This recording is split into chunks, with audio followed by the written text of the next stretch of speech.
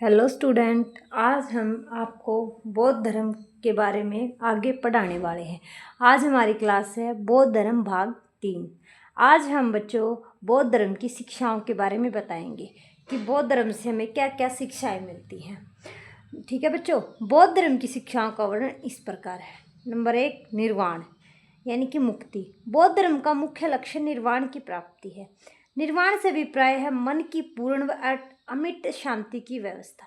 जब मनुष्य हर प्रकार की लालसाओं से मुक्त हो जाता है तो वह जीवन मरण के चक्कर से भी छुटकारा पा लेता है, यानी पूर्ण संतुष्टि प्राप्त करना। और जैसे आपको पता है ना बच्चों कि आत्मा जो है अमर है और वो बार बार, शरीर जो है नश्वर है और आत्मा बार बार से नया शरीर धारण करके इस धरती पर जन्म लेती रहती है।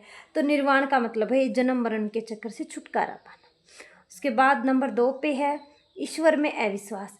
महात्मा बुद्ध ने ईश्वर के अस्तित्व को नहीं माना था। वे देवी देवताओं की पूजा में विश्वास नहीं रखते थे।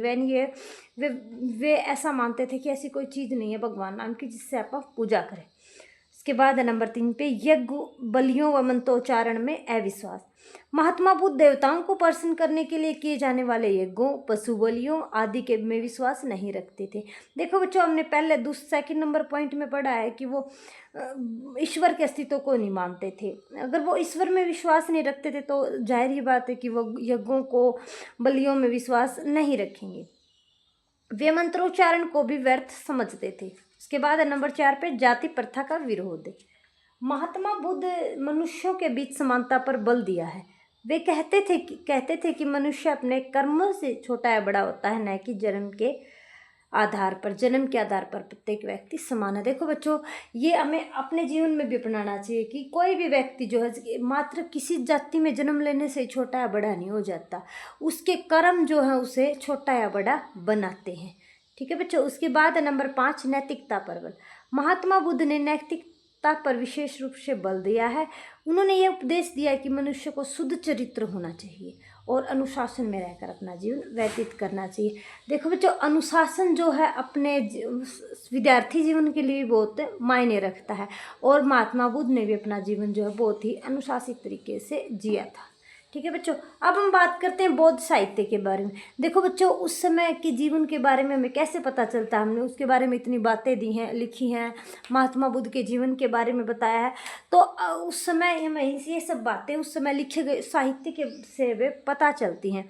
तो हम बात करते हैं बौद्ध साहित्य के बारे में। बौद्ध साहित्य से हमें बौद्ध धर्म के बारे में पता चलता है। बौद्ध साहित्य का वर्णन इस प्रकार है। नंबर 1, विनय पिटक। बौद्ध साहित्य विनय पिटक, इस ग्रंथ में बौद्ध मठों में रहने वाले बौद्ध भिक्षु भिक्षुणियों के नियमों का वर्णन किया गया, यानी उन्हें जो है किन नियमों का पालन करके अपना जीवन व्यतीत करना चाहिए, जो विनय पिटक में जो है उनके बारे में लिखा गया है। उसके बाद नंबर 2 पे सुत्त पिटक। इस ग्रंथ में बौद्ध धर्म के नियमों, सिद्धांतों के बारे में बताया गया है, यानी बौद्ध धर्म में कौन कौन से नियम हैं, कौन कौन से सिद्धांत हैं, उनका किसमें वर्णन किया गया है। सुत्त पिटक नामक एक जो ग्रंथ है उसमें उसके बारे में बताया गया है। उसके बाद है इसमें बौद्ध भिक्षु श्रीपुत व आनंद के उपदेशों के बारे में भी लिखा गया है, यानी जो महात्मा बुद्ध के जो दो शिष्य थे श्रीपुत और आनंद, उन्होंने आगे चल के कुछ जो उपदेश दिए हैं उनको भी सुत्त पिटक ग्रंथ में लिखा गया है। उसके बाद है नंबर 3 पे अधिधम्म पिटक। इस ग्रंथ में बौद्ध धर्म की शिक्षा व खोजों व बौद्ध धर्म की संगतियों के बारे में लिखा गया। संगतियाँ देखो बेटो, जैसे सम्मेलन कहते हैं आप आज के समय में, काउंसिल या सम्मेलन, वैसे ही बौद्ध धर्म के जो है 3 संगतियाँ हुई हैं उनके बारे में आप कल पढ़ेंगे। इस ग्रंथ के अलावा भी बौद्ध ग्रंथों से जो है अनेक ग्रंथ जुड़े हुए थे, जैसे दीपवंश, महावंश इत्यादि।